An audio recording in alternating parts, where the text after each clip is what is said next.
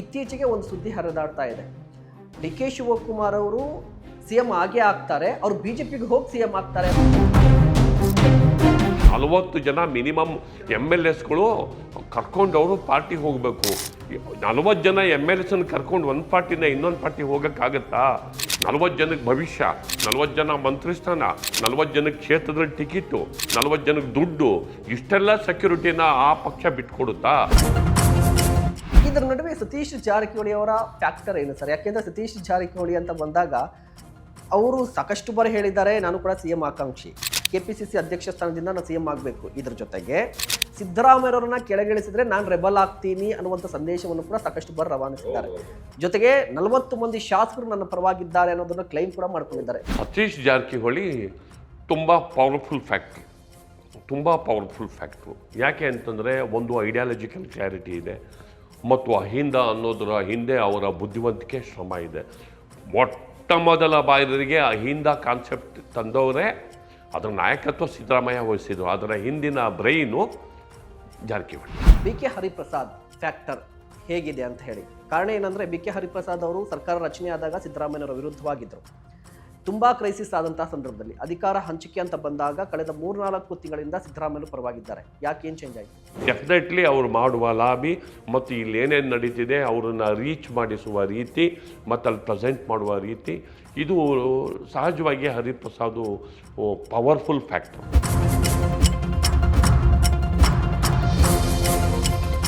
ಯಾಕೆ ಮಲ್ಲಿಕಾರ್ಜುನ ಖರ್ಗೆ ಅವರು ನಾವು ಗೊಂದಲ ಉಂಟು ಮಾಡ್ತಾ ಇಲ್ಲ, ಲೋಕಲ್ ನಾಯಕರು ಗೊಂದಲ ಉಂಟು ಮಾಡ್ತಿದ್ದಾರೆ ಅಂತ ಹೇಳ್ತಾ ಇರೋದು? ಸಣ್ಣ ಪುಟ್ಟ ಸ್ಥಾನಗಳೂ ಕೂಡ ದೆಹಲಿಯಲ್ಲಿ ನಿರ್ಧಾರ ಆಗಿ ಶಂಖದಿಂದ ತೀರ್ಥ ಉದುರುತ್ತೆ ಅನ್ನುವ ರೀತಿಯಲ್ಲಿ ಆಗ್ತಿರ್ಬೇಕಾದ್ರೆ, ಇನ್ನು ಮುಖ್ಯಮಂತ್ರಿಯಂತಹ ಹುದ್ದೆ, ದೊಡ್ಡ ಹುದ್ದೆ ಲೋಕಲಲ್ಲಿ ಆಗಬೇಕು ಅಂತ ಅವ್ರು ಹೇಳಿರೋದು ನನಗೆ ತುಂಬ ಆಶ್ಚರ್ಯ. ನಮಸ್ಕಾರ, ನೀವು ನೋಡ್ತಾ ಇದ್ದೀರಾ ಸುಮನ್ ಟಿವಿ ಕನ್ನಡ. ನಾನು ಮಹೇಶ್. ವೀಕ್ಷಕರೇ, ರಾಜ್ಯ ರಾಜಕಾರಣದಲ್ಲಿ ಮುಖ್ಯವಾಗಿ ಕಾಂಗ್ರೆಸ್ನಲ್ಲಿ ಈ ಪವರ್ ಶೇರಿಂಗ್ ಬಗ್ಗೆ ಆಗಾಗ ಚರ್ಚೆ ಆಗ್ತಾನೆ ಇತ್ತು. ಈ ಹಿಂದೆ ಡಿ ಕೆ ಶಿವಕುಮಾರ್ ಅವರು, ಸಿದ್ದರಾಮಯ್ಯನವರು ಬ್ರೇಕ್ಫಾಸ್ಟ್ ಮೀಟಿಂಗ್ ಮಾಡಿದ್ರು, ಎಲ್ಲವೂ ಕೂಡ ಓಕೆ ಆಯಿತು, ಎಲ್ಲವೂ ಕೂಡ ಸುಸೂತ್ರವಾಗಿ ನಡೀತಾ ಇದೆ ಅಂತ ಇತ್ತು. ಅಧಿವೇಶನದವರೆಗೂ ಮಾತ್ರ ಆ ಕದನ ವಿರಾಮ ಇತ್ತು. ಈಗ ಅಧಿವೇಶನ ಕಂಪ್ಲೀಟ್ ಆಗ್ತಿದ್ದಂತೆ ಮತ್ತೆ ಪವರ್ ಶೇರಿಂಗ್ ವಿಚಾರ ಮುನ್ನೆಲೆಗೆ ಬರ್ತಾ ಇದೆ. ಇದರ ನಡುವೆ AICC ಅಧ್ಯಕ್ಷರಾಗಿರುವಂತಹ ಮಲ್ಲಿಕಾರ್ಜುನ ಖರ್ಗೆ ಅವರು ಒಂದು ಹೇಳಿಕೆಯನ್ನ ಕೊಟ್ಟಿದ್ದಾರೆ. ಈ ಪವರ್ ಶೇರಿಂಗ್ ಬಗ್ಗೆ ಗೊಂದಲ ಉಂಟಾಗ್ತಾ ಇರೋದು ನಮ್ಮಿಂದಲ್ಲ, ಅಂದ್ರೆ ಕಾಂಗ್ರೆಸ್ ಪಕ್ಷದ ಹೈಕಮಾಂಡ್ ಇಂದ ಅಲ್ಲ, ಲೋಕಲ್ ನಾಯಕರಿಂದ ಅವರೇ ಸರಿಪಡಿಸಿಕೊಳ್ಳಿ ಅಂತ ಹೇಳಿ. ಹಾಗಾದ್ರೆ ಈಗ ಒಪ್ಪಂದ ಆಗಿದೆಯಲ್ವಾ, ಅಥವಾ ಒಪ್ಪಂದ ಆಗಿದೆಯೋ ಆಗಿಲ್ವೋ? ಹೈಕಮಾಂಡ್ ಏನು ಹೇಳ್ತಾ ಇದೆ? ಈಗ ಕಾಂಗ್ರೆಸ್ನ ಹೈಕಮಾಂಡ್ ಅಂತ ಬಂದರೆ AICC ಅಧ್ಯಕ್ಷರು ಮಲ್ಲಿಕಾರ್ಜುನ ಖರ್ಗೆ ಅವರು ನಾವು ಗೊಂದಲ ಉಂಟು ಮಾಡ್ತಾ ಇಲ್ಲ, ಲೋಕಲಲ್ಲಿ ಗೊಂದಲ ಉಂಟು ಮಾಡ್ತಾ ಇದ್ದಾರೆ ಅನ್ನುವಂಥ ಈ ಮಾತಿನ ಅರ್ಥ ಏನು? ಕಾಂಗ್ರೆಸ್ ಪಕ್ಷದ ಹೈಕಮಾಂಡ್ ಈ ಸಂದರ್ಭದಲ್ಲಿ ಏನು ಮಾಡುತ್ತೆ? ಜೊತೆಗೆ ಪವರ್ ಶೇರಿಂಗ್ ನಿಜವಾಗ್ಲೂ ಕೂಡ ಒಪ್ಪಂದ ಆಗಿದ್ದೇ ಆದರೆ ನಿಜವಾಗ್ಲೂ ಕೂಡ ಸಿದ್ದರಾಮಯ್ಯನವರನ್ನ ಸುಲಭವಾಗಿ ಕೆಳಗಿಳಿಸಲಿಕ್ಕೆ ಸಾಧ್ಯನಾ? ಒಂದಿಷ್ಟು ಪ್ರಶ್ನೆಗಳಿದೆ. ಇವೆಲ್ಲದರ ಬಗ್ಗೆ ಮಾತನಾಡಲಿಕ್ಕೆ ಈಗ ನಮ್ಮ ಜೊತೆಲಿದ್ದಾರೆ ಹಿರಿಯ ಪತ್ರಕರ್ತರಾಗಿರುವಂಥ ಸಮೀವುಲ್ಲಾ ಸರ್ ಅವರು. ಸರ್ ನಮಸ್ತೆ, ಕಾರ್ಯಕ್ರಮಕ್ಕೆ ಸ್ವಾಗತ. ಸಮೀವುಲ್ಲಾ ಸರ್, ನಾನು ಒಂದು ಹೇಳ್ತಾ ಇದ್ದೆ, ನಾನು ಮುಖ್ಯವಾಗಿ ಮಲ್ಲಿಕಾರ್ಜುನ ಖರ್ಗೆ ಅವರ ಹೇಳಿಕೆಯಿಂದನೇ ತಗೋತೀನಿ. ಯಾಕೆ ಮಲ್ಲಿಕಾರ್ಜುನ ಖರ್ಗೆ ಅವರು ನಾವು ಗೊಂದಲ ಉಂಟು ಮಾಡ್ತಾ ಇಲ್ಲ, ಲೋಕಲ್ ನಾಯಕರು ಗೊಂದಲ ಉಂಟು ಮಾಡ್ತಿದ್ದಾರೆ ಅಂತ ಹೇಳ್ತಾ ಇರೋದು? ಒಂದು, ಮಲ್ಲಿಕಾರ್ಜುನ ಖರ್ಗೆ ಅವರು AICC ರಾಷ್ಟ್ರೀಯ ಅಧ್ಯಕ್ಷರು ಮತ್ತು ಕರ್ನಾಟಕದವರು. ಕ್ರೈಸಿಸ್ ಇರೋದು AICC ರಾಷ್ಟ್ರೀಯ ಅಧ್ಯಕ್ಷರು ನಮ್ಮವರೇ ಆಗಿರುವಾಗ ಅವರಿಗದೇ ಸೇರಿದ ರಾಜ್ಯದಲ್ಲಿ ಇದೀಗ ಭಿನ್ನ ಮತ ಕ್ರಮೇಣ ಬಿಕ್ಕಟ್ಟಿನ ಕಡೆಗೆ ಹೋಗ್ತಾ ಇದೆ. ಅವರ ಈ ಹೇಳಿಕೆಯ ಉದ್ದೇಶ ಏನಿದೆಯೋ ಏನೋ ಗೊತ್ತಿಲ್ಲ. ನಮಗೆ ಮೇಲ್ನೋಟಕ್ಕೆ ಅದೊಂದು ಪಲಾಯನವಾದ ರೀತಿ ಕಾಣಿಸುತ್ತೆ. ಯಾಕೆ ಅಂತಂದರೆ, ಒಂದು ನಿಗಮ ಮಂಡಳಿಯ ಅಧ್ಯಕ್ಷ ಸ್ಥಾನ ಆಗಿರ್ಬೋದು, ಜಿಲ್ಲಾ ಪಂಚಾಯತಿ ಸೀಟ್ ಇರ್ಬೋದು, MLC ಇರ್ಬೋದು, ಇಂಥ ಸಣ್ಣ ಪುಟ್ಟ ಸ್ಥಾನಗಳೂ ಕೂಡ ದೆಹಲಿಯಲ್ಲಿ ನಿರ್ಧಾರ ಆಗಿ ಶಂಖದಿಂದ ತೀರ್ಥ ಉದುರುತ್ತೆ ಅನ್ನುವ ರೀತಿಯಲ್ಲಿ ಆಗ್ತಿರ್ಬೇಕಾದ್ರೆ, ಇನ್ನು ಮುಖ್ಯಮಂತ್ರಿಯಂತಹ ಹುದ್ದೆ, ದೊಡ್ಡ ಹುದ್ದೆ ಲೋಕಲಲ್ಲಿ ಆಗಬೇಕು ಅಂತ ಅವ್ರು ಹೇಳಿರೋದು ನನಗೆ ತುಂಬ ಆಶ್ಚರ್ಯ. ಅದೇನು AICC ರಾಷ್ಟ್ರೀಯ ಅಧ್ಯಕ್ಷರು ಆ ಒತ್ತಡದಿಂದ ಅವರು ಕೈ ಚೆಲ್ಲಿ ಆ ಮಾತನ್ನು ಹೇಳ್ತಿದ್ದಾರೋ ಅಥವಾ ಅವ್ರದ್ದೇ ಆದ ಒಂದು ಸ್ಟ್ರಾಟಜಿನ ಇಟ್ಕೊಂಡು ಅದನ್ನು ಹೇಳ್ತಿದ್ದಾರೋ ಗೊತ್ತಿಲ್ಲ. ಬಟ್ ಒಂದಂತೂ ಸ್ಪಷ್ಟ, ಆ ಸ್ಟೇಟ್ಮೆಂಟಿಂದ, ಈ ಬಿಕ್ಕಟ್ಟಿಂದ, ಈ ವಿದ್ಯಮಾನದಿಂದ ಕಾಂಗ್ರೆಸ್ ಹೈಕಮಾಂಡ್ ಕಂಗಾಲಾಗಿದೆ. ಕಾಂಗ್ರೆಸ್ ಹೈಕಮಾಂಡು ಅವರಿಗೆ ಇದಕ್ಕೆ ಈ ಒಂದು ಬಿಕ್ಕಟ್ಟಿಂದ ಹೇಗೆ ಹೊರಗೆ ಬರಬೇಕು ಅನ್ನೋದು ಅವರಿಗೆ ತೋಚ್ತಾ ಇಲ್ಲ. ಯಾಕೆ ಅಂತಂದರೆ ಪ್ರಬಲವಾಗಿ ದೇಶದಲ್ಲಿ ಇರೋದು ಕಾಂಗ್ರೆಸ್ಸು ಕರ್ನಾಟಕದಲ್ಲಿ, ದೊಡ್ಡ ರಾಜ್ಯದಲ್ಲಿ. ಇಲ್ಲಿ ಅವರು ಮಧ್ಯಸ್ಥಿಕೆ ವಹಿಸಿ ಏನಾದರೂ ಮಾಡೋಕ್ಕೆ ಹೋಗಿ ಬ್ಯಾಕ್ ಫೈರ್ ಆದರೆ ರಾಷ್ಟ್ರ ಮಟ್ಟದಲ್ಲಿ ಕಾಂಗ್ರೆಸ್ಸಿನ ವರ್ಚಸ್ಸಿಗೆ ಧಕ್ಕೆ ಬರುತ್ತೆ. ಇಂತಹ ಚಿಂತೆ ಮಲ್ಲಿಕಾರ್ಜುನ ಖರ್ಗೆ ಅವರ ಮುಖದ ಮೇಲೆ ಅವರು ಕಾರ್ಮೋಡವಾಗಿ ಕವಿತಿರೋದು ಅವರ ಎಕ್ಸ್ಪ್ರೆಷನ್ಸಿಂದ ಮತ್ತು ಸ್ಟೇಟ್ಮೆಂಟಿಂದ ನಮಗೆ ಕ್ಯಾಟಗಾರಿಕಲ್ ಆಗಿ ಗೊತ್ತಾಗುತ್ತೆ.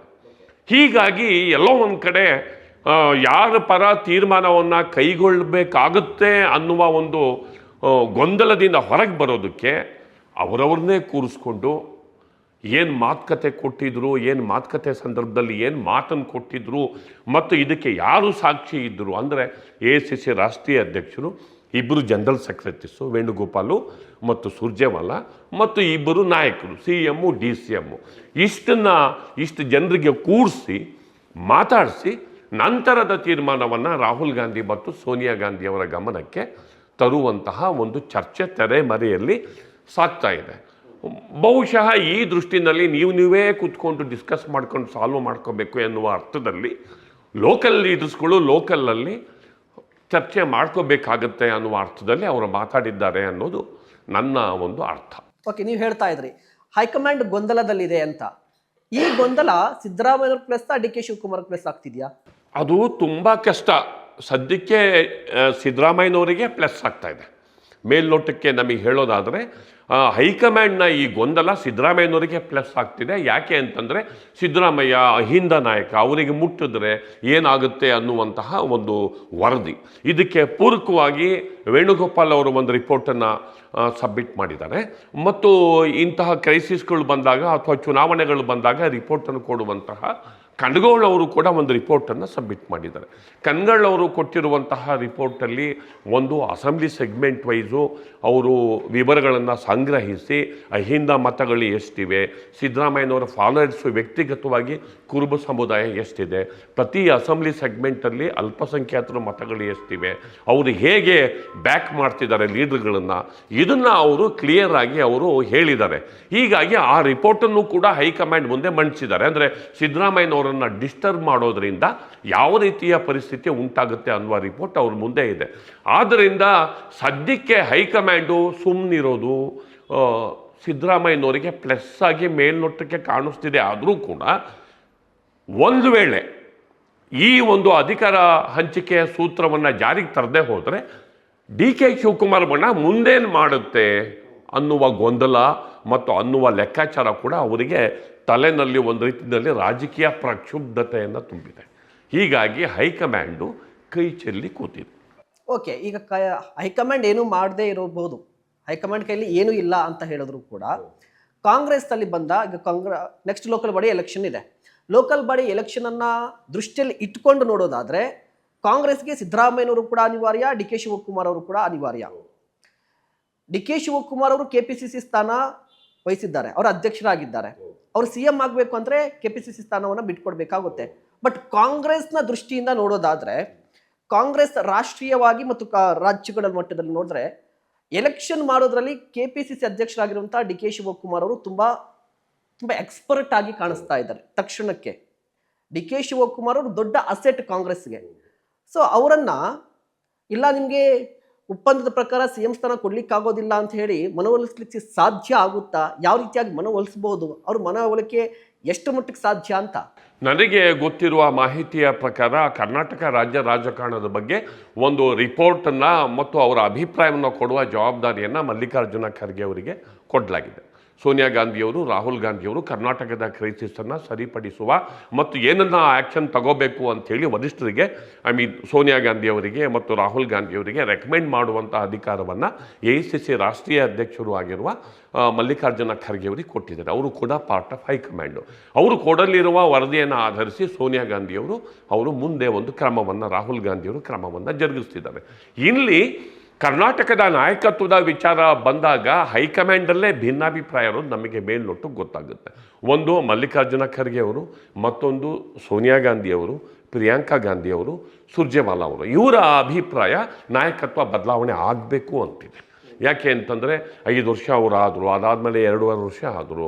ಇನ್ನು ಬರೀ ಅವ್ರನ್ನೇ ನಾವು ಕೊಡ್ತಾ ಹೋದರೆ ಮುಂದೆ ನಾಯಕತ್ವವನ್ನು ಬೆಳೆಸುವ ರೀತಿ ಹೇಗೆ, ಮತ್ತು ಅವ್ರ ಪಕ್ಷಕ್ಕಾಗಿ ದುಡ್ದವ್ರನ್ನ ನಾವು ಹೇಗೆ ಗುರುತಿಸ್ಬೇಕಾಗುತ್ತೆ. ಜೊತೆಗೆ ಅವರು 2.5 ವರ್ಷ ಆದಮೇಲೆ ಅಧಿಕಾರ ಹಸ್ತಾಂತರ ಮಾಡ್ತೀನಿ ಅಂತ ನನ್ನ ಸಮ್ಮುಖದಲ್ಲಿ, ಅಂದರೆ ಖರ್ಗೆ ಅವರ ಸಮ್ಮುಖದಲ್ಲಿ ಅವರು ಮಾತನ್ನು ಕೊಟ್ಟಿದ್ರು. ಇದು ಒಂದು ಅಭಿಪ್ರಾಯ. ಅದಕ್ಕೆ ಎದುರಾಗಿ ರಾಹುಲ್ ಗಾಂಧಿಯವರು ನೀವು ಏನು ಚರ್ಚೆ ಮಾಡ್ಕೊಂಡಿದ್ರು ನನಗೆ ಗೊತ್ತಿಲ್ಲ, ನನ್ನ ಸಮ್ಮುಖದಲ್ಲಂತೂ ಯಾವುದೇ ಮಾತನ್ನು ಅವರು ಕೊಟ್ಕೊಂಡಿಲ್ಲ. ಜೊತೆಗೆ ಕಾಂಗ್ರೆಸ್ನ ಮೂಲ ಬೇರುಗಳಿರೋದೇ ಅಹಿಂದ ಸಮುದಾಯದಲ್ಲಿ. ನಾವು ಅನ್ನೆಸೆಸರಿ ಒಬ್ಬ ಕಾರಣವೇ ಇಲ್ಲದೆ ಒಬ್ಬ ಮುಖ್ಯಮಂತ್ರಿಯನ್ನು ಬದಲಾಯಿಸೋದ್ರ ಮೂಲಕ ನಾವು ನಮ್ಮದೇ ಆದ ಕ್ರೈಸಿಸನ್ನು ನಾವು ಹುಟ್ಟಾಕೋತಿದ್ದೀವಿ ಅನ್ನೋದು ಖಚಿತವಾಗಿ ರಾಹುಲ್ ಗಾಂಧಿ ಮತ್ತು ವೇಣುಗೋಪಾಲ್ ಅವರ ಅಭಿಪ್ರಾಯ ಆಗಿದೆ.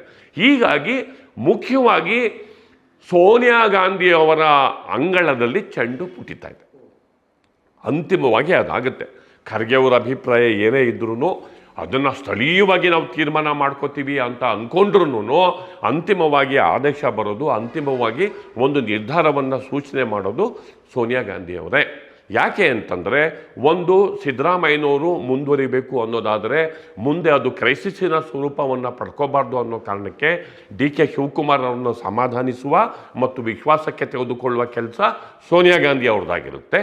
ಇಲ್ಲ ಸೋನಿಯಾ ಗಾಂಧಿಯವರು ಸಿದ್ದರಾಮಣ್ಣ ಅವರೇ ಮುಂದುವರಿಬೇಕು ಅಥವಾ DK ಶಿವಕುಮಾರ್ CM ಆಗಬೇಕು ಅಂದರೆ ಸಿದ್ದರಾಮಣ್ಣ ಅವರನ್ನು ಕರೆಸಿ ಸಮಾಧಾನಿಸಿ ಅವ್ರನ್ನ ವಿಶ್ವಾಸಕ್ಕೆ ತೆಗೆದುಕೊಂಡು ಪಕ್ಷದಲ್ಲೇ ಉಳಿಸ್ಕೊಳ್ಳುವ, ಸಕ್ರಿಯವಾಗಿ ತೊಡಗಿಸಿಕೊಳ್ಳುವ ಮತ್ತು ಅದಕ್ಕೊಂದು ಪರ್ಯಾಯ ಸೂತ್ರವನ್ನು ರೂಪಿಸುವ ಜವಾಬ್ದಾರಿ ಸೋನಿಯಾ ಗಾಂಧಿ ಅವ್ರದ್ದೇ ಆಗುತ್ತೆ. ಹೀಗಾಗಿ ಅಂತಿಮವಾಗಿ ಅದು ಅಲ್ಲಿಗೆ ಬಂದು ನಿಲ್ಲುತ್ತೆ. ಓಕೆ, ಈಗ CWC ಮೀಟಿಂಗ್ ಇದೆ, 27ನೇ ತಾರೀಕು CWC ಮೀಟಿಂಗ್ ಇದೆ. ಬಟ್ ಈ ಸಭೆಗೆ ಸಿದ್ದರಾಮಯ್ಯನವ್ರನ್ನೂ ಕೂಡ ಕರೆದಿಲ್ಲ, DK ಶಿವಕುಮಾರ್ ಅವ್ರನ್ನೂ ಕೂಡ ಕರೆದಿಲ್ಲ. ಮೇಲ್ನೋಟಕ್ಕೆ ಎಲ್ಲೋ ಕಾಂಗ್ರೆಸ್ ಹೈಕಮಾಂಡ್ ಕೂಡ ಈ ಗೊಂದಲದಿಂದ ಅಸಮಾಧಾನಗೊಂಡಿದೆ ಅಂತ ಗೊತ್ತಾಗ್ತಾ ಇದೆ. ಈ ಹಿನ್ನೆಲೆಯಲ್ಲಿ ನೋಡೋದಾದ್ರೆ ಪರ್ಯಾಯ ನಾಯಕತ್ವ ಬೆಳವಣಿಗೆ ಬಗ್ಗೆ ಕೂಡ ಯೋಚನೆ ಮಾಡ್ತಾ ಇರ್ಬೋದಾ ಕಾಂಗ್ರೆಸ್ ಹೈಕಮಾಂಡ್? ಈ ಇಬ್ಬರನ್ನ ಹೊರತುಪಡಿಸಿ ಬೇರೆಯವರಿಗೆ ಅಧಿಕಾರ ಕೊಟ್ಟರೆ ಹೇಗೆ, CM ಪಟ್ಟ ಕೊಟ್ಟರೆ ಹೇಗೆ ಅನ್ನೋ ಆ ರೀತಿಯಾಗಿ ಏನಾದರೂ ಚರ್ಚೆ ನಡೆಸ್ತಾ ಇರ್ಬೋದಾ? ಇಲ್ಲ, CWC ಅದು ಪ್ರೋಟೋಕಾಲ್ ಇರುತ್ತೆ. ಯಾರನ್ನ ಕರಿಬೇಕು, ಯಾರನ್ನ ಬಿಡಬೇಕು, ಆ ಥರ ಬಿಡೋದಕ್ಕೆ ಬರೋದಿಲ್ಲ. ಯಾರು CMಗಳು ಮೆಂಬರೇ ಇರ್ತಾರೆ. DCM ಕೂಡ KPCC ಅಧ್ಯಕ್ಷರು ಇರೋದ್ರಿಂದ ಅವರು ಮೆಂಬರೇ ಇರ್ತಾರೆ. CWCಗೆ ವಿಶೇಷ ಆಹ್ವಾನಿತರಾಗಿ ಅವರು ಇದ್ದೇ ಇರ್ತಾರೆ. ಅದು ಪ್ರೋಟೋಕಾಲ್ ಪ್ರಕಾರ ಅದು ಇದರಲ್ಲೇ ಇರುತ್ತೆ, ಅವರ ಪಕ್ಷದ ಬೈಲಾದಲ್ಲೇ ಇರುತ್ತೆ, ಯಾರನ್ನು ಕರಿಬೇಕು ಯಾರನ್ನು ಕರಿಬಾರ್ದು ಅಂಥೇಳಿ. ಹಬ್ಬಬ್ಬ ಅಂದರೆ ಅವರು ವಿಶೇಷ ಆಹ್ವಾನಿತರಾಗಿ ಯಾರನ್ನಾರ ಸೇರಿಸ್ಕೋಬೋದೇ ಹೊರತು ಈಗ ರೆಗ್ಯುಲರ್ ಇರುವಂತಹ ಮೆಂಬರ್ಸನ್ನು ಕರಿಬೇಕು ಅನ್ನುವ ಅಧಿಕಾರ AICC ರಾಷ್ಟ್ರೀಯ ಅಧ್ಯಕ್ಷರಿಗೂ ಕೂಡ ಇರೋದಿಲ್ಲ. CWC ಅದು ಒಂದು ಉನ್ನತವಾದಂತಹ ಡಿಸಿಷನ್ ಟೇಕಿಂಗ್ ಬಾಡಿ, ಆ ಪಾರ್ಟಿದು AICC ರಾಷ್ಟ್ರೀಯ ಅಧ್ಯಕ್ಷರ ನೇತೃತ್ವದಲ್ಲಿ ಇರುತ್ತೆ.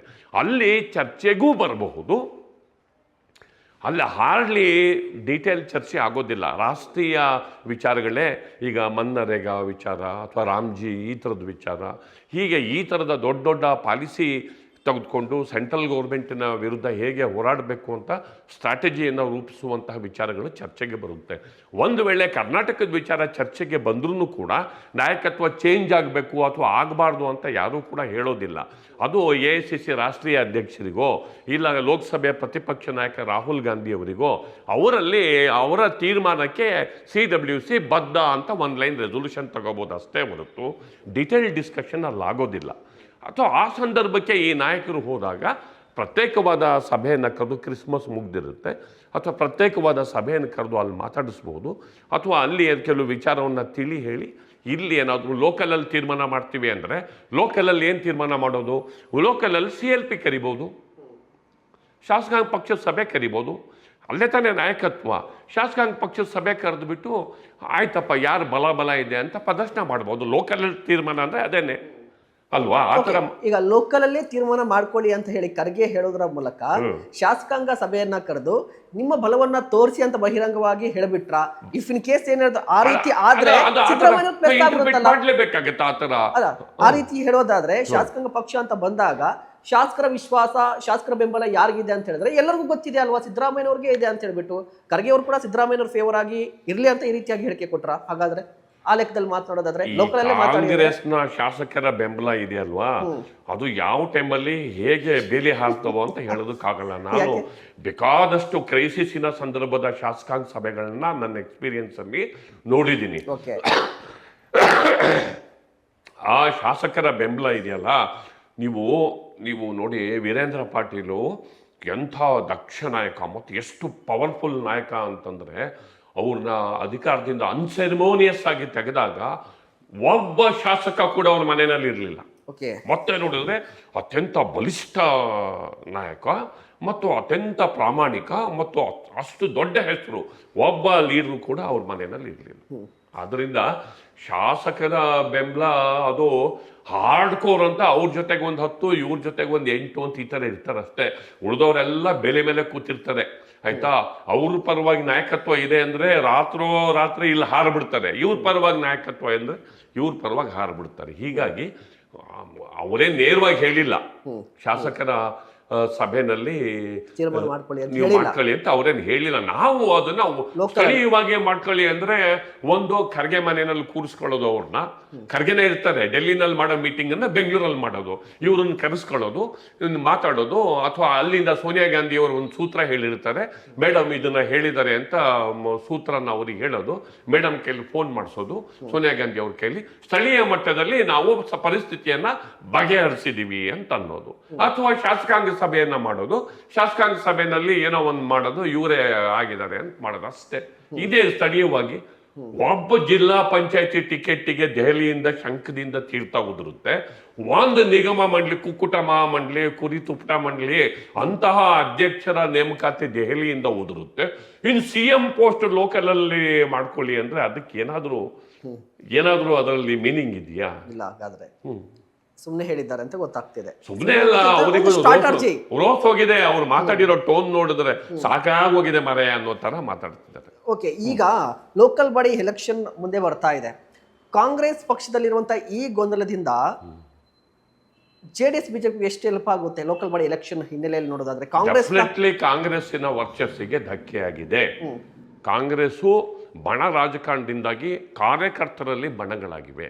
ಒಂದು DK ಶಿವಕುಮಾರ್ ಬಣದ ಕಾರ್ಯಕರ್ತರು, ಇನ್ನೊಂದು ಸಿದ್ದರಾಮಯ್ಯ ಬಣದ ಕಾರ್ಯಕರ್ತರು ಈ ದಿಕ್ಕಲ್ಲಿ ಹೋಗ್ತಾ ಇದೆ. ಫಸ್ಟು ಅವ್ರು ಬ್ರೇಕ್ಫಾಸ್ಟ್ ಮೀಟಿಂಗ್ ಮಾಡಿದರು, ಕೃತಕವಾದ ನಗೆ, ಕೃತಕವಾದ ಅಪ್ಪಗೆ, ಕೃತಕವಾದ ಸ್ಟೇಟ್ಮೆಂಟು ಎಲ್ರಿಗೂ ಗೊತ್ತು, ಮುಗೀತದು ಆಯಿತು. ಅದಾದಮೇಲೆ ಇನ್ನೇನು ಎಲ್ಲ ಸಾಲ್ವ್ ಆಯಿತು ಅಂತ ಪ್ರೊಜೆಕ್ಟ್ ಮಾಡೋದಕ್ಕೆ ಪ್ರಯತ್ನ ಪಟ್ಟರು. ಅದಾಗಿ ಒಂದು 2 ದಿನಕ್ಕೆ ಮಂಗಳೂರಲ್ಲಿ AICC ಜನರಲ್ ಸೆಕ್ರೆಟರಿ ಸಮ್ಮುಖದಲ್ಲೇ DK ಶಿವಕುಮಾರ್ ಬಣ, CM ಬಣ ಒಂದು ಅಲ್ಲಿ ಘೋಷಣೆಗಳನ್ನು ಕೂಗಿ ಅಲ್ಲಿ ಪರ್ಫೆಕ್ಟಾಗಿ ನಾಯಕರ ನಡುವಿನ ಭಿನ್ನಮತ ಕಾರ್ಯಕರ್ತರ ಮಟ್ಟಕ್ಕೆ ಇಳಿತಾ ಇದೆ ಅನ್ನೋದು ಸಾಬೀತಾಯಿತು. ಮುಂದುವರೆದು ಇಲ್ಲಿ ಅಧಿವೇಶನ ನಡೆಯುವ ಸಂದರ್ಭ ಬಂದಾಗ ಈ ಡಿಫರೆನ್ಸಸ್ಸು ಶಾಸಕರ ನಡುವಿನ ಸಂಘರ್ಷವಾಗಿ ಅದು ರೂಪಾಂತರ ಆಯಿತು. ಅಲ್ಲಿ ನಮ್ಮ ರಾಮನಗರ MLA, ಆಮೇಲೆ ನಮ್ಮ ಚನ್ನಗಿರಿ MLA ಅವರೆಲ್ಲ DK ಶಿವಕುಮಾರ್ ಪರ ಸ್ಟೇಟ್ಮೆಂಟ್ ಮಾಡಿದರೆ, ಮತ್ತೊಂದು ಬಣ CM ಬಣ ಪರ ಅವ್ರ ಮಗ ಯತೀಂದ್ರ, ಅಲ್ಲಿ ಈ ಡಿಫರೆನ್ಸಸ್ಸು ಶಾಸಕರ ನಡುವಿನ ಬಣ ಆಗಿ ಕಾರ್ಯಕರ್ತರ ಬಣ ಒಂದು ಕಡೆ ಆಯಿತು, ನೆಕ್ಸ್ಟ್ ಶಾಸಕರ ಬಣ ಆಯಿತು. ಅದಾದಮೇಲೆ ಮುಖ್ಯಮಂತ್ರಿನೇ on the floor of the house ಯಾವುದೇ ಚರ್ಚೆ ಆಗಿಲ್ಲ, ಯಾವುದೇ ಒಪ್ಪಂದ ಆಗಿಲ್ಲ, ಉಳಿದ ಅವಧಿಗೂ ನಾನೇ CM ಅಂತ ಅನೌನ್ಸ್ ಮಾಡಿ, ಇಲ್ಲ ಒಪ್ಪಂದ ಆಗಿದೆ ಅಂತ DCM ಅದ್ಯಾವುದೋ ದೇವಸ್ಥಾನದಲ್ಲಿ ಅದನ್ನು ಹೇಳಿ, ಕಡೆಗೆ CM DCM ಮುಖಾಮುಖಿ ಸಂಘರ್ಷದ ಲೆವೆಲ್ಲಿಗೆ ಬಂತು. ಬ್ರೇಕ್ಫಾಸ್ಟ್ ಏನಾಯ್ತು ಹಂಗಾದ್ರೆ? ಬ್ರೇಕ್ಫಾಸ್ಟ್ ಅಷ್ಟೇ, ಬ್ರೇಕ್ ಆಯಿತು. ಈಗ ಆಯಿತು, ಇಬ್ಬರು ಮುಖಾಮುಖಿಯಲ್ಲಿ ಇದ್ದಾರೆ. ಇದಕ್ಕೆ ಪರಿಹಾರ ಅಂತ ಬಂದರೆ ಏನು ಆಗಬಹುದು? ಪರಿಹಾರ ಇಲ್ಲ ಇದೆ. ಪರಿಹಾರ ಕೆಲವು ಸರಿ ಕಾಂಗ್ರೆಸ್ಸಿನ ದೌರ್ಬಲ್ಯ ಏನು ಅಂತಂದರೆ, ಡಿಸಿಷನ್ ತಗೋಬೇಕಾದ್ರೆ ಫೇಲ್ ಆಗಿಬಿಡ್ತಾರೆ. ಕ್ರೈಸಿಸ್ ಬಗ್ಗೆ ಈ ಹಿಂದಿನ ಡಿಸಿಷನ್ಸ್ ಎಲ್ಲ ತಗೊಳ್ಳಿ. ರಾಹುಲ್ ಗಾಂಧಿ ಅವರು ಐಡಿಯಾಲಜಿಕಲ್ ಆಗಿ ಅವರು ಫರ್ಮ್ ಇದ್ದಾರೆ, ಮತ್ತು ತುಂಬ ಪ್ರೋಗ್ರಾಮ್ಸನ್ನು ಮಾಡ್ತಾರೆ, ಮತ್ತು BJP ವಿರುದ್ಧ ಹೋರಾಟ ಮಾಡ್ತಾರೆ, ಗಟ್ಟಿ ಇದ್ದಾರೆ, ಎಷ್ಟೇ ಸೆಟ್ ಬ್ಯಾಕ್ಸ್ ಆದರೂ ಧೃತಿಗೆಡಲ್ಲ, ಎಲ್ಲವೂ ಸರಿ. ಬಟ್ ಡಿಸಿಷನ್ ತಗೊಳ್ಳೋ ಸಂದರ್ಭದಲ್ಲಿ ಎಡು ಬಿಡ್ತಾರೆ. ಅದು ಒಂದು ಬಿಕ್ಕಟ್ಟಿನಿಂದ ಮತ್ತೊಂದು ಬಿಕ್ಕಟ್ಟು ಉದ್ಭವ ಆಗುತ್ತೆ. ಒಂದು ಬಿಕ್ಕಟ್ಟಿಂದ ಪಾರಾಗಿ ಬೆಂಕಿಯಿಂದ ಬಾಂಡ್ಲಿಗೆ ಬೀಳೋದು, ಬಾಂಡ್ಲಿಯಿಂದ ಬೆಂಕಿಗೆ ಬೀಳೋದು, ಏನೋ ಒಂದು ಆಗಿಬಿಡುತ್ತೆ. ಪರಿಹಾರ ಏನು ಅಂತಂದರೆ ಸೋನಿಯಾ ಗಾಂಧಿ ಒಂದೇ ಪರಿಹಾರ. ಸೋನಿಯಾ ಗಾಂಧಿ ಒಬ್ಬರೇ ಪರಿಹಾರ. ಸೋನಿಯಾ ಗಾಂಧಿಯವರ ಮಾತನ್ನು ಇಬ್ಬರು ನಾಯಕರು ಕೇಳ್ತಾರೆ. ಸಿದ್ದರಾಮಯ್ಯನವರು ಕೂಡ ಅವರು ಅವರ ಹತ್ತಿರದ ಜನರ ಜೊತೆ ಅವರ ಸರ್ಕಲ್ನಲ್ಲಿ ಹೇಳಿರೋದೇನು ಅಂದರೆ, ನಾನು ಎಷ್ಟೇ ಬಿಗಿ ಆಗ್ಬೋದು, ಮೇಡಮ್ ಕರೆದು ನೀನು ಸ್ಟೆಪ್ ಡೌನ್ ಮಾಡಬೇಕು ಅಂತಂದರೆ ನಾನು ಕೇಳಲೇಬೇಕಾಗುತ್ತೆ. ನಾನು ಎಲ್ಲೋ ಇದನ್ನು ಕರ್ಕೊಂಡು ನನಗೆ 2 ಸರಿ CM ಮಾಡಿದರು. ನಾನು ಹೇಳಿದ್ದಕ್ಕೆಲ್ಲ ಅವರು ಎಸ್ ಅಂತ ಹೋದರು. ಮತ್ತು ಇಷ್ಟು ದಿನಗಳವರೆಗೂ ಕೂಡ ನೀನು ಏನು ಮಾಡಿದೀಯಾ, ಯಾಕೆ ಮಾಡಿದೀಯಾ ಅಂತ ಒಂದು ಪ್ರಶ್ನೆ ಕೇಳಿಲ್ಲ. ಈಗ ನೀನು ಸಾಕು ಅಂತ ಹೇಳಿದರೆ ನಾನು ಅವ್ರ ಮಾತಿಗೆ ಗೌರವ ಕೊಟ್ಟು ನಾನು ಇಳಿಬೇಕಾಗಿ ಬರುತ್ತೆ ಅನ್ನೋ ಮಾತನ್ನು ಅವರ ಒಂದು ಕ್ಲೋಸ್ ಸರ್ಕಲಲ್ಲಿ ಹೇಳ್ಕೊಂಡಿದ್ದಾರೆ. ಸಿದ್ದರಾಮಯ್ಯನವರೇ ಹೇಳ್ಕೊಟ್ಟಿದ್ದಾರೆ. ಅದು ನಿಜ ಕೂಡ ಹೌದು. ಇದ್ರ ಬಗ್ಗೆ ನಾನು ಕೂಡ ಕೇಳಿದ್ದೇನೆ. ಅಂದ್ರೆ ಸಿದ್ದರಾಮಯ್ಯನವರು ಮೇಲ್ನೋಟಕ್ಕೆ ಹೇಗೆ ಇದ್ರು ಕೂಡ ಸೋನಿಯಾ ಗಾಂಧಿ ಅನ್ನುವ ವಿಚಾರಕ್ಕೆ ಬಂದ್ರೆ ಸೋನಿಯಾ ಗಾಂಧಿ ಅವ್ರ ಮಾತು ಕೇಳ್ತಾರೆ, ಒಂದು ಕೃತಜ್ಞತೆ ಇದೆ, ಅವ್ರ ಮೇಲೆ ಗೌರವ ಇದೆ ಅಂತ ನಾನು ಕೂಡ ಕೇಳಿದ್ದೀನಿ. ಸೇಮ್ ವಿತ್ ಡಿ ಕೆ ಶಿವಕುಮಾರ್ಗೆ ಇದೆ. ಸೇಮ್. ಇಫ್ ಇನ್ ಕೇಸ್ ಏನಾದ್ರೂ ಮತ್ತೊಂದು ಮಾತಿದೆ ಸರ್ ಇಲ್ಲಿ, ಆಯ್ತು ಸಿದ್ದರಾಮಯ್ಯನವರನ್ನ ನೀವು CM ಸ್ಥಾನದಿಂದ ಕೆಳಗಿಳಿಸ್ತೀರಿ ಅಂತ ಹೇಳಿದ್ರೆ ಮತ್ತೆ ಯಾವ ಹುದ್ದೆಯನ್ನ ಕೊಡ್ತೀರಿ? ಯಾಕೆ ಅಂತ ಹೇಳಿದ್ರೆ ನೀವು ನೆಕ್ಸ್ಟ್ ಲೋಕಲ್ ಬಾಡಿ ಎಲೆಕ್ಷನ್ ಆದ ನಂತರ ನಿಮಗೆ ಬ್ಯಾಕ್ ಟು ಬ್ಯಾಕ್ ಎಲೆಕ್ಷನ್ ಬರುತ್ತೆ, ನೆಕ್ಸ್ಟ್ ಕರ್ನಾಟಕ ವಿಧಾನಸಭಾ ಎಲೆಕ್ಷನ್ ಬರುತ್ತೆ, ಅದ ನಂತರ ಲೋಕಸಭಾ ಎಲೆಕ್ಷನ್ ಬರುತ್ತೆ. ಕಂಟಿನ್ಯೂಸ್ ಆಗಿ ಎಲೆಕ್ಷನ್ ಸಂದರ್ಭದಲ್ಲಿ ಒಬ್ಬ mass leader Siddaramaiah, vote puller, ಅವರನ್ನ ನೀವು ಸೇರಿಗಿಟ್ರೆ ಏನ್ ಲಾಭ? ಈಗ ಅದು ಸಾಕಷ್ಟು ಚರ್ಚೆ ಆಗ್ತಿದೆ ಇಲ್ಲಿ ಈಗ ಸಿದ್ದರಾಮಯ್ಯನವ್ರನ್ನ ತೆಗೆಯುವಂಥ ಪರಿಸ್ಥಿತಿ ಬಂದಾಗ ಅದು ಪ್ಲಾನ್ ಎ. ಪ್ಲಾನ್ ಬಿ ಹಾಗಾದ್ರೆ? ಪ್ಲಾನ್ ಬಿ, ನನ್ನನ್ನು ತೆಗೆದ್ರೆ ದಲಿತರನ್ನ CM ಮಾಡಬೇಕು ಅಂದ್ರೆ ನಾನು ಒಂದು ವೇಳೆ ನಾನು ತೆಗೆದ್ರು ನೀನು ಆಗಬಾರ್ದು, ಆಗಬಾರ್ದು. ಪ್ಲಾನ್ ಬಿ, ದಲಿತ ಕರ್ನಾಟಕಕ್ಕೆ ಮೊದಲ ಬಾರಿಗೆ ದಲಿತ ಮುಖ್ಯಮಂತ್ರಿ ಬರಬೇಕು. ಇದನ್ನ ಬರೋದ್ರ ಮೂಲಕ, ಇದನ್ನ ಒಬ್ಬರು ದಲಿತರನ್ನ ಮುಖ್ಯಮಂತ್ರಿ ಮಾಡೋದ್ರ ಮೂಲಕ ಕಾಂಗ್ರೆಸ್ ಪಕ್ಷ ಹಿಂದ ವರ್ಗಗಳಿಗೆ ಒಂದು ಇತಿಹಾಸವನ್ನ ನಿರ್ಮಾಣ ಮಾಡಬೇಕು. ನಿನ್ನೆ ಈ ಕ್ರೈಸಿಸ್ ಟೈಮಲ್ಲಿ ಪರಮೇಶ್ವರು ಖರ್ಗೆ ಅವ್ರನ್ನ ಯಾಕೆ ಮೀಟ್ ಮಾಡಿದ್ರು? ನಿನ್ನೆ ಮೀಟ್ ಮಾಡಿದ್ರು. ಮತ್ತೆ ಸತೀಶ್ ಜಾರಕಿಹೊಳಿ ಅವರು ಕೂಡ ಡಿನ್ನರ್ ಮೀಟಿಂಗ್ ಮಾಡಿದ್ದಾರೆ. ಅಲ್ಲ, ಅದಾದ್ಮೇಲೆ ಸಿದ್ದರಾಮಯ್ಯ ಟಫ್ ಆಗಿದ್ದು. ಸಿದ್ದರಾಮಯ್ಯ ಸತೀಶ್ ಜಾರಕಿಹೊಳಿಯ ಮೀಟಿಂಗ್ ಅಲ್ಲಿ ಅವರು ಒಂದಿನ ಮಾತಾಡೋದಕ್ಕಿಂತ ಮೊದಲು ಸತೀಶ್ ಜಾರಕಿಹೊಳಿ, ಮಹದೇವಪ್ಪ, ಜಬೀರ್ ಅಹಮದ್ ಖಾನ್, ಪರಮೇಶ್ವರ್, ಸಿದ್ದರಾಮಯ್ಯ 5 ಜನರ ಮೀಟಿಂಗ್ ಆಯಿತು. ಆ ಮೀಟಿಂಗಿನ ಬಳಿಕವೇ ಮಾರನೇ ದಿನ ರಿಪ್ಲೈ ಕೊಡುವಂಥ ಸಂದರ್ಭದಲ್ಲಿ ಸಿದ್ದರಾಮಯ್ಯನವರು ಅತ್ಯಂತ ಟಫ್ ಆಗಿ ನಾನು ಬಿಟ್ಕೊಡಲ್ಲ ಅನ್ನುವ ಖಡಕ್ ಆದಂತಹ ಸಂದೇಶವನ್ನ ಪ್ರಯತ್ನಪೂರ್ವಕ, ಈ ಥರ ಪ್ರಶ್ನೆಗಳು ಬಂದರೆ ಅಪೋಸಿಷನ್ ಎತ್ತಿದ್ರೆ ಯಾರು ರಿಪ್ಲೈ ಮಾಡಲ್ಲ, ಕೌಂಟ್ರ್ ಮಾಡ್ತಾರೆ. ನಿಮ್ಮ ಪಾರ್ಟಿದ್ ನೋಡ್ಕೊ ಹೋಗಿ ಅಂತ, ಆಯ್ತಾ, ನಿಮ್ಮಲ್ಲಿ ಯಾರೋ ಡೆಲ್ಲಿಗೆ ಹೋಗಿದ್ದಾರೆ ನೋಡ್ಕೊ ಹೋಗಿ ಅಂತಾರೆ. ಇದಕ್ಕೆ ರಿಪ್ಲೈ ಮಾಡಲ್ಲ, ರಿಪ್ಲೈ ಮಾಡಬೇಕು ಅಂತ ಏನಿಲ್ಲ. ಆದ್ರೆ ಅವ್ರು ಕೆದಕ್ತಾ ಹೋದಂಗೆಲ್ಲ ದೀರ್ಘವಾಗಿ ಅವರು ಉತ್ತರ ಕೊಟ್ಟಿದ್ದರ ಹಿಂದೆ ಅದು ಪ್ರಜ್ಞಾಪೂರ್ವಕವಾಗಿ ಕೊಟ್ಟಿರುವಂಥದ್ದು. ಮತ್ತು on the floor of the house, ಸದನದಿಂದ ಅವರು ಒಂದು ಸಂದೇಶವನ್ನ ನಾನು ಬಿಟ್ಕೊಡಲ್ಲ ಅನ್ನೋ ಸಂದೇಶವನ್ನ ಅವರ ಎದುರಾಳಿ ಪಾಳ್ಯಕ್ಕೆ, ಹೈಕಮಾಂಡ್ಗೆ ರವಾನೆ ಮಾಡಬೇಕಿತ್ತು. ಆದ್ದರಿಂದ ಅವರು ಬೇಕಂತಲೇ ಅವತ್ತು ಹೌಸಲ್ಲಿ ಮಾತಾಡಿದ್ದಾರೆ. ಆಯ್ತಾ, ಅವರ ಪ್ಲಾನ್ ಬಿ ಆಗ್ಲೇ ಹೇಳಿದ ಹಾಗೆ ಈಗ ಅವ್ನು ತೆಗೆದ್ರೆ ಏನಾಗುತ್ತೆ ಅನ್ನೋದು ಪದೇ ನಾವು ಹೇಳೋದಕ್ಕಿಂತ ನೆಕ್ಸ್ಟ್ ಅವರು ಕೊಟ್ಟಿದ್ದಾರೆ. ಆಯ್ತು, ನನಗೆ ತೆಗೆಯೋದಾದ್ರೆ ನಾ ದಲಿತ ವರ್ಗದ ಒಬ್ಬ ನಾಯಕನನ್ನ ಮುಖ್ಯಮಂತ್ರಿ ಮಾಡೋದ್ರ ಮೂಲಕ ಒಂದು ಇತಿಹಾಸ ನಿರ್ಮಾಣ ಮಾಡಿ ಅಂತ. ಅದು ಪ್ಲಾನ್ ಬಿ. ಚೆಸ್ಸಲ್ಲಿ ಏನು ಆಗ್ತಾರೆ, ನನಗೆ ಗೊತ್ತಿಲ್ಲ, ನಾನು ಹೇಳ್ತಿರೋದು ಪ್ಲಾನ್ ಬಿ ಅಲ್ವಾ. ಈಗ ಆಯ್ತಪ್ಪ, ಇವನ್ನ ತೆಗೆದ್ಮೇಲೆ ತೆಗೆಯೋವರೆಗೂ ಒಂದು ಕ್ರೈಸಿಸ್ ಇತ್ತು ಅಂತ ತಿಳ್ಕೊಳ್ಳಿ. ತೆಗೆದಾದ್ಮೇಲೆ ಇನ್ನೊಂದು ಕ್ರೈಸಿಸ್ ಬರುತ್ತಲ್ವಾ, ಅದನ್ನ ಹೆಂಗ್ ನಿಭಾಯಿಸ್ತೀರಾ ಅಲ್ವಾ? ಈಗ AICC ರಾಷ್ಟ್ರೀಯ ಅಧ್ಯಕ್ಷರೇ ದಲಿತ ಸಮುದಾಯದ ಮಹಾನಾಯಕ, ಅನ್ಕ್ವಶ್ಚನಬಲ್ ಲೀಡರ್, ಕರ್ನಾಟಕದ ಕಾಂಗ್ರೆಸ್ ಪಕ್ಷದ ಪ್ರಶ್ನಾತೀತ ನಾಯಕರಾದಂತಹ ಖರ್ಗೆ ಅವರು. ಬೇಕಾದಷ್ಟು ಪ್ಲಸ್ಗಳಿವೆ, ರಾಜ್ಯಕ್ಕೆ ಅವರ ಕೊಡುಗೆ ಅಪಾರವಾಗಿದೆ, ಅವರ ಅನುಭವ ಅಪಾರ ಮತ್ತು ಎತ್ತರದ ನಾಯಕ, ಪಕ್ಷಾತೀತವಾಗಿ ಗೌರವ ಕೊಡುವಂತಹ ಎತ್ತರದ ನಾಯಕರು. ಆಯ್ತಾ, ಹಾಗಾದ್ರೆ ಮುಂದೇನ್ ಮಾಡ್ತೀರಾ ನೀವು? ಆಯ್ತು, ಈಗ ನೀವು ಹೇಳೋದ್ರ ಪ್ರಕಾರ ದಲಿತ CM ಕೂಗು ಅಂತ ಬಂದ್ರೆ ಟ್ರೈ ಮಾಡ್ತಿರೋರು ತುಂಬಾ ಜನ ಇದ್ದಾರೆ. ಈಗ ಮಲ್ಲಿಕಾರ್ಜುನ ಖರ್ಗೆ ಅವರು ಟ್ರೈ ಮಾಡ್ತಿದ್ದಾರೆ ಅಂತ ಹೇಳಿದ್ರೆ, ಬಟ್ ಇತ್ತೀಚೆಗೆ ಒಂದು ಮಾತು ಬರ್ತಾ ಇದೆ, ಇಲ್ಲ ಮಲ್ಲಿಕಾರ್ಜುನ ಖರ್ಗೆ ಅವರು CM ಆಕಾಂಕ್ಷಿ ಆಗಿಲ್ಲ, ಮಗನ್ನ CM ಮಾಡ್ಬೇಕಂತ ಅವ್ರ ಆಸೆ ಇದೆ ಅಂತ ಹೇಳ್ತಾ ಇದ್ರು. ಇದು ಬರ್ತಾ ಇದೆ. ಈಗ ಡಾಕ್ಟರ್ ಜಿ ಪರಮೇಶ್ವರ್ ಅಂತ ಬರ್ತಾ ಇರುವಂತದ್ದು, ಎಲ್ಲರೂ ಕೂಡ ಡಾಕ್ಟರ್ ಜಿ ಪರಮೇಶ್ವರ್ ಅವರು ಆಗ್ಬೇಕು ಅಂತ ಹೇಳಿ. ಅದು ಸಾಧ್ಯ ಇದೆಯಾ ಅಂತ ಹೇಳಿ? ಯಾಕೆಂದ್ರೆ ಡಾಕ್ಟರ್ ಜಿ ಪರಮೇಶ್ವರ್ ಅವ್ರನ್ನ ನೀವು CM ಮಾಡೋದಾದ್ರೆ ತೀರ್ಮಾನ ಮಾಡೋರು ನೀವು, ದಲಿತ ಅನ್ನೋ ಕಾರಣಕ್ಕೆ ಮಾತ್ರ CM ಮಾಡೋದಾ ಅನ್ನೋದು ಪ್ರಶ್ನೆ ಇಲ್ಲ. ಪರಮೇಶ್ವರ್ ಅವ್ರ ವಿಚಾರಕ್ಕೆ ನೀವು ಹೇಳ್ತಿರೋದು ಸರಿ ಇಲ್ಲ. ಯಾಕೆ ಅಂತಂದರೆ ಅವರು ದಾಖಲೆ ಇರುವಷ್ಟು KPCC ಅಧ್ಯಕ್ಷ ಆಗಿದ್ದಾರೆ. ಮತ್ತು ಅವರದೇ ಸಾರಥ್ಯದಲ್ಲಿ ಕಾಂಗ್ರೆಸ್ ಪಕ್ಷ ಅಧಿಕಾರಕ್ಕೆ ಬಂದಿರೋದು. ಸಿದ್ದರಾಮಣ್ಣ ಮೊದಲನೇ ಬಾರಿಗೆ CM ಆದಾಗ ಪಕ್ಷದ ಸಾರಥ್ಯವನ್ನು ವಹಿಸಿದ್ದು ಪರಮೇಶ್ವರ್ ಸೋತೋದ್ರು. ಇಲ್ಲದೆ ಹೋದರೆ ಸಿದ್ದರಾಮಣ್ಣ CM ಆಗ್ತಿರ್ಲಿಲ್ಲ. ಪರಮೇಶ್ವರ್ ಗೆದ್ದಿದ್ರೆ ಮುಖ್ಯಮಂತ್ರಿ ಹುದ್ದೆ ಪರಮೇಶ್ವರ್ಗೆ ಇತ್ತು. ಮತ್ತು ಸೋನಿಯಾ ಗಾಂಧಿಯವರ ಜೊತೆ ಅವ್ರು ತುಂಬ ಕ್ಲೋಸ್ ಆಗಿದ್ದರು. ಅವರ ದುರಾದೃಷ್ಟ ಅವ್ರನ್ನ ಸೋಲಿಸಿದ್ರು ಅಂತಾರೆ ಅಥವಾ ಸೋತೋದ್ರು ಅಂತಾರೆ. ಸೋಲಿಸಿದ್ರು ಒಂದೇನೆ, ಅವರಾಗೆ ಸೋತೋದ್ರು ಸೋಲೇನೆ.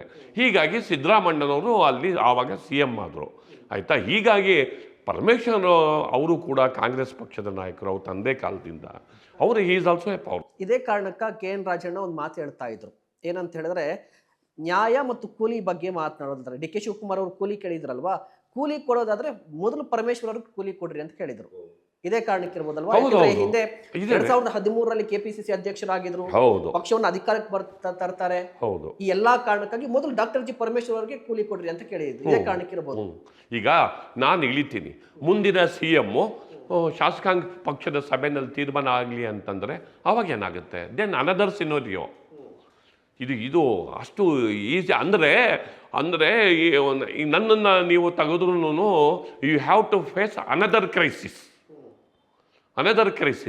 ಅಂದರೆ ನನ್ನನ್ನು ನೀವು ತೆಗೆದ್ರೂ ನನ್ನ ಪ್ರಭಾವವನ್ನು ಅಳಿಸೋದಕ್ಕೆ ಆಗಲ್ಲ.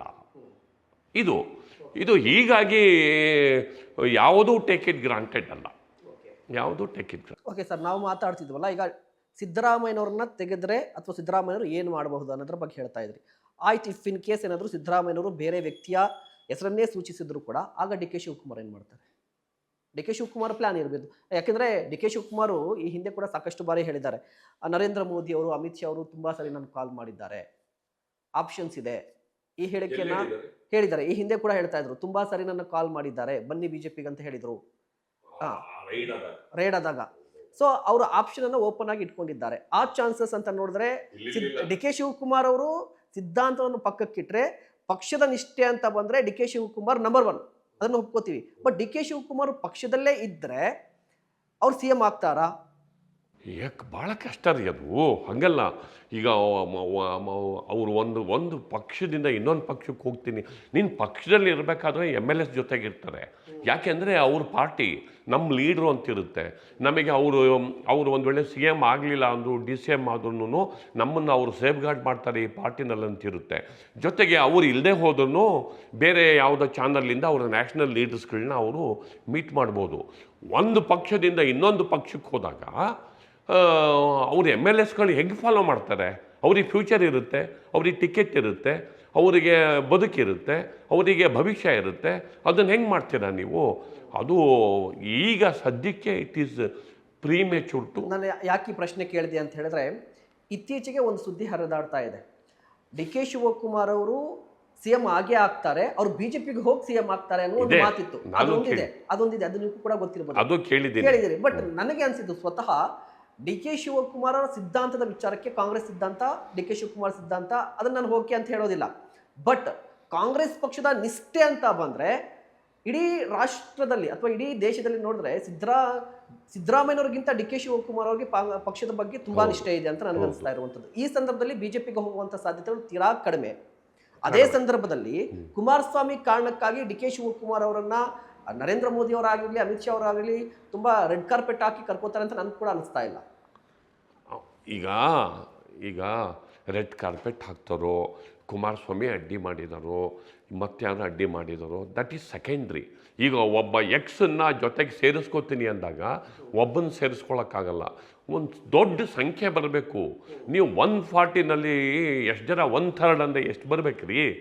ಎಷ್ಟು ಬರಬೇಕು? ಡಿವೈಡೆಡ್ ಬೈ 3 ಅಂತಂದರೆ 3, 4, 12, 3, 6, 18, 40 ಜನ ಮಿನಿಮಮ್ MLSಗಳು ಕರ್ಕೊಂಡು ಅವರು ಪಾರ್ಟಿ ಹೋಗಬೇಕು. 40 ಜನ MLSನ ಕರ್ಕೊಂಡು ಒಂದು ಪಾರ್ಟಿನ ಇನ್ನೊಂದು ಪಾರ್ಟಿ ಹೋಗೋಕ್ಕಾಗತ್ತಾ? 40 ಜನಕ್ಕೆ ಭವಿಷ್ಯ, 40 ಜನ ಮಂತ್ರಿ ಸ್ಥಾನ, 40 ಜನಕ್ಕೆ ಕ್ಷೇತ್ರದಲ್ಲಿ ಟಿಕೆಟು, 40 ಜನಕ್ಕೆ ದುಡ್ಡು, ಇಷ್ಟೆಲ್ಲ ಸೆಕ್ಯೂರಿಟಿನ ಆ ಪಕ್ಷ ಬಿಟ್ಕೊಡುತ್ತಾ? ಆ ಪಕ್ಷದಲ್ಲಿರೋ 40 ಸೀಟ್ಗಳನ್ನು ಬಿಟ್ಕೊಡೋಕ್ಕೆ ಅಲ್ಲಿರೋರು ಹೋಗ್ತಾರಾ?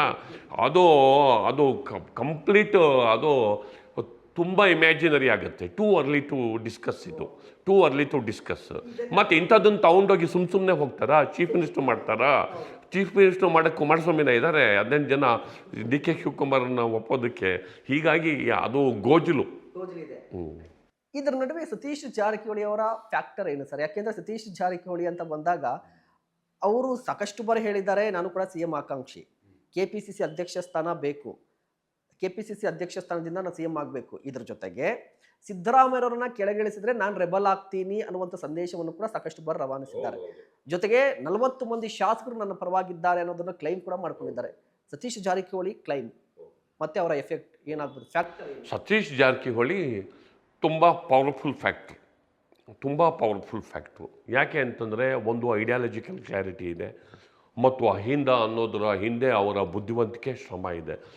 ಮೊಟ್ಟ ಮೊದಲ ಬಾರಿಗೆ ಅಹಿಂದ ಕಾನ್ಸೆಪ್ಟ್ ತಂದವರೇ, ಅದರ ನಾಯಕತ್ವ ಸಿದ್ದರಾಮಯ್ಯ ವಹಿಸಿದ್ರು. ಅದರ ಹಿಂದಿನ ಬ್ರೈನು ಜಾರಕಿಹೊಳಿ ಅವರು. ಈಗಲ್ಲ, ದೇವೇಗೌಡರ ಕಾಲದಿಂದ ಸಸ್ಪೆಂಡ್ ಆದಾಗ ಆದಂತಹ ಮೊದಲನೇ ರ್ಯಾಲಿನ ಸಂದರ್ಭದಲ್ಲಿ ಆ ರ್ಯಾಲಿಯ ಜವಾಬ್ದಾರಿ, ದುಡ್ಡು ಕಾಸು, ಜನ ಸೇರೋದು, ಕರ್ನಾಟಕದ ಸಂಚಾರ, ಅಹಿಂದ ಆರ್ಗನೈಸ್ ಮಾಡಿದ್ದು ಎಲ್ಲವೂ ಜಾರಕಿಹೊಳಿ ಅವರೇ. ಬೇರೆಯವರಿದ್ರು, ಮಹದೇವಪ್ಪ ಅವರಿದ್ದರು, ಎಲ್ಲ ಇದ್ದರು. ಮುಖ್ಯವಾದಂತಹ ರೋಲ್ ಇದ್ದಿದ್ದು ಜಾರಕಿಹೊಳಿ ಅವರು. ಈಗಲೂ ಅವರು ಅದೇ ಸೂತ್ರದ ಜೊತೆಗೆ ಅವರು ಮುಂದುವರಿತಾ ಇದ್ದಾರೆ. ಡೆಫಿನೆಟ್ಲಿ ಅವರು KPCC ಅಧ್ಯಕ್ಷರಾದರೆ ಆ ಒಂದು ಅಹಿಂದ ಅನ್ನೋದೇ ಒಂದು ಅಸ್ತ್ರವಾಗೇ ಇರುತ್ತೆ. ಅದು ಅವರ ಎದುರಾಳಿಗಳನ್ನು, ಪಕ್ಷದ ಒಳಗೆ ಮತ್ತು ಪಕ್ಷದ ಹೊರಗಿರುವ ಎದುರಾಳಿಗಳನ್ನು ಕೂಡ ಮಣಿಸೋದಕ್ಕೆ ಅದೊಂದು ಬಾಣವೇ ಆಗಿರುತ್ತೆ. ಶಾಸಕರ ಸಂಖ್ಯೆ ವಿಚಾರಕ್ಕೆ ಬಂದರೆ ಅವರ ಭಾಗದ ಶಾಸಕರ ಬೆಂಬಲವನ್ನು ಅವರು ಪಡ್ಕೊಂಡಿದ್ದಾರೆ. ಶಾಸಕರ ಸಂಖ್ಯೆನೂ ಕೂಡ ಅವ್ರ ಜೊತೆಗೆ, ಅವರ ಭಾಗದ ಶಾಸಕರ ಸಂಖ್ಯೆನೂ ಕೂಡ, ಅಹಿಂದ ವರ್ಗಗಳ ಶಾಸಕರ ಸಂಖ್ಯೆ ಕೂಡ ಸಿದ್ದರಾಮಯ್ಯನವ್ರ ಜೊತೆ ಏನಿದ್ದಾರೆ ಈ ಶಾಸಕರು, ಅವರ ಬೆಂಬಲ ಅವ್ರ ಜೊತೆಗೆ ಇರುತ್ತೆ. ಓಕೆ, ಕೊನೆಯ ಪ್ರಶ್ನೆ ಸರ್. BK ಹರಿಪ್ರಸಾದ್ ಫ್ಯಾಕ್ಟರ್ ಹೇಗಿದೆ ಅಂತ ಹೇಳಿ. ಕಾರಣ ಏನಂದ್ರೆ BK ಹರಿಪ್ರಸಾದ್ ಅವರು ಸರ್ಕಾರ ರಚನೆ ಆದಾಗ ಸಿದ್ದರಾಮಯ್ಯನವರ ವಿರುದ್ಧವಾಗಿದ್ದರು. ತುಂಬಾ ಕ್ರೈಸಿಸ್ ಆದಂತಹ ಸಂದರ್ಭದಲ್ಲಿ ಅಧಿಕಾರ ಹಂಚಿಕೆ ಅಂತ ಬಂದಾಗ ಕಳೆದ 3-4 ತಿಂಗಳಿಂದ ಸಿದ್ದರಾಮಯ್ಯ ಪರವಾಗಿದ್ದಾರೆ. ಯಾಕೆ, ಏನು ಚೇಂಜ್ ಆಯಿತು? ಒಂದು, ಹರಿಪ್ರಸಾದ್ ಅವರು ದೆಹಲಿಯ ರಾಜಕಾರಣವನ್ನು ಸಂಪೂರ್ಣವಾಗಿ ಅವರು ಅರಗಿಸ್ಕೊಂಡವರು. ಅಲ್ಲಿ ಹೈಕಮಾಂಡು ಹೇಗೆ ಫಂಕ್ಷನ್ ಮಾಡುತ್ತೆ ಮತ್ತು ಹೈಕಮಾಂಡಿಗೆ ಪೂರಕವಾಗಿ ಬರುವ ಇನ್ಪುಟ್ಸ್ ಹೇಗೆ ಬರುತ್ತೆ. ಮತ್ತು ಈಗ ನಾನು ಕರ್ನಾಟಕದಲ್ಲಿ ಕೂತಿದ್ದಾಗ ನನ್ನ ದೃಷ್ಟಿ ಹೀಗಿರುತ್ತೆ, ಬರೀ ಕರ್ನಾಟಕ ಮಾತ್ರ, ಆಯಿತಾ. ಕೆಲವು ಸರಿ ನಾನು ತೆಗೆದುಕೊಳ್ಳುವ ತೀರ್ಮಾನಗಳು ರಾಷ್ಟ್ರ ಮಟ್ಟದಲ್ಲಿ ನೆಗೆಟಿವ್ ಆಗ್ಬೋದು, ಕರ್ನಾಟಕದಲ್ಲಿ ಪ್ಲಸ್ ಆಗ್ಬೋದು. ಅದು ನ್ಯಾಷನಲ್ ಪಾರ್ಟಿ ಇರೋದನ್ನು ನೀವು ದೆಹಲಿನಲ್ಲಿ ಕೂತು ನೋಡಿದಾಗ ಹೀಗಿರುತ್ತೆ ಅಲ್ವಾ. ಅಲ್ಲಿ ಯಾವುದೋ ತೀರ್ಮಾನ ಕೈಗೊಳ್ತಾರೆ. ಫಾರ್ ಎಕ್ಸಾಂಪಲ್ ಅಹಿಂದ ಅಂತ ತಿಳ್ಕೊಳ್ಳಿ, ಆಯಿತು, ಅಹಿಂದ ತೆಗೆದು ನಾವು KPCC ಪ್ರೆಸಿಡೆಂಟು ಜಾರಕಿಹೊಳಿಗೆ ಮಾಡ್ತೀರಿ, ಅವರೇ ಅಹಿಂದ ಇರ್ತಾರೆ, ಹೀಗಾಗಿ ಅಹಿಂದ ವರ್ಗ ಏನು ಚೆದರೋಗಲ್ಲ ಅಂತ ತಿಳ್ಕೊಬೋದು ಅಂತ ಅಂದ್ಕೊಳ್ಳಿ. ರಾಷ್ಟ್ರ ಮಟ್ಟದಲ್ಲಿ ಅಹಿಂದಕ್ಕೆ ಇಂಪ್ಯಾಕ್ಟ್ ಆದರೆ ನಾನೇನು ಮಾಡಲಿ ಅಂತ. ಒಬ್ಬ ಇದ್ದಂತಹ ಏಕಮೇವ ದ್ವಿತೀಯ ಹಿಂದುಳಿದ ವರ್ಗಗಳ ನಾಯಕನನ್ನು ಕಾರಣವೇ ಇಲ್ದಲೇ ನೀವು ಚೇಂಜ್ ಮಾಡಿದ್ರಲ್ಲ. ಇನ್ನು ರಾಷ್ಟ್ರ ಮಟ್ಟದಲ್ಲಿ ಹಿಂದುಳಿದ ವರ್ಗದವರು ನಿಮಗೆ ಯಾಕೆ ಓಟ್ ಕೊಡಬೇಕು ಅಂತ ಕೇಳಿದರೆ ಕಾಂಗ್ರೆಸ್ಸಿನ ಕತೆ ಏನಾಗಬೇಕು? ಡ್ಯಾಮೇಜ್ ಆಗುತ್ತೆ. ಅದು ದೆಹಲಿನಲ್ಲಿ ಕೂತು ನೋಡಿದಾಗ ನಮಗೆ ಸಿಗುವ ಒಂದು ಒಳನೋಟ. ಇದನ್ನು ಹರಿಪ್ರಸಾದ್ ಚೆನ್ನಾಗಿ ಅರ್ಥ ಮಾಡ್ಕೊಂಡಿದ್ದಾರೆ. ಹೈಕಮಾಂಡ್ ಮನಸ್ಸು ಹೇಗೆ ವರ್ಕ್ ಮಾಡುತ್ತೆ, ಅವ್ರಿಗೆ ಹೆಂಗೆ ಫಂಕ್ಷನಿಂಗ್ ಮಾಡಬೇಕು, ಹೇಗೆ ರಿಪೋರ್ಟ್ ಕೊಡಬೇಕು. ಹೀಗಾಗಿ ಡೆಫಿನೆಟ್ಲಿ ಅವರು ಮಾಡುವ ಲಾಬಿ ಮತ್ತು ಇಲ್ಲೇನೇನು ನಡೀತಿದೆ ಅವರನ್ನು ರೀಚ್ ಮಾಡಿಸುವ ರೀತಿ ಮತ್ತು ಅಲ್ಲಿ ಪ್ರೆಸೆಂಟ್ ಮಾಡುವ ರೀತಿ, ಇದು ಸಹಜವಾಗಿ ಹರಿಪ್ರಸಾದು ಪವರ್ಫುಲ್ ಫ್ಯಾಕ್ಟ್ರು, ಅದರಲ್ಲೇನು ಡೌಟ್ ಇಲ್ಲ.